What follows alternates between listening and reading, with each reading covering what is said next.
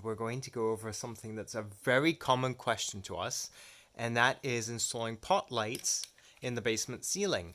For this purpose, I'm using a thin panel LED. These are the panels we recommend, or the types of lights we recommend for best soundproofing results in combination with sonopan, insulation, and drywall, of course.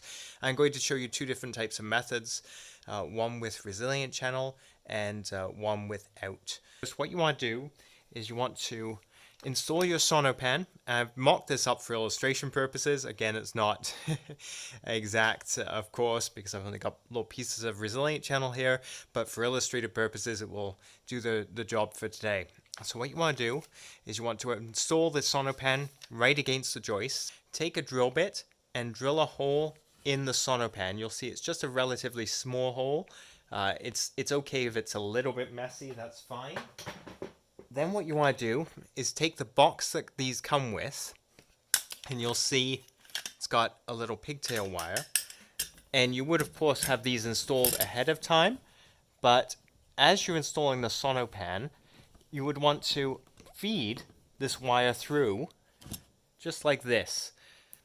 And then, when you're installing the drywall, you would then put the drywall over top. You could see I've got my drywall cut out here already for the pot light. Install the drywall over top.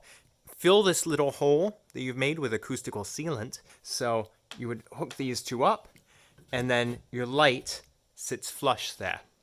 So the resilient channel allows nice bit of room for these tabs. If you do not have the resilient channel and you're putting your sonopan, pull the light back out here, against the ceiling with your drywall right on top, then what you may have to do, because the drywall will be flush with the sonopan, and these little clips here may not have room to get in there, you may have to take a jab saw and just run a jab saw on either side, or a knife, create two little pockets for either one of these, and then you can push the tabs through. To avoid cutting a big hole in the sonopan for these pot lights, because sound is like water, it will travel through any gap or crack. So if you do cut a hole in the sonopan, you're creating, that's all that's stopping your sound from traveling.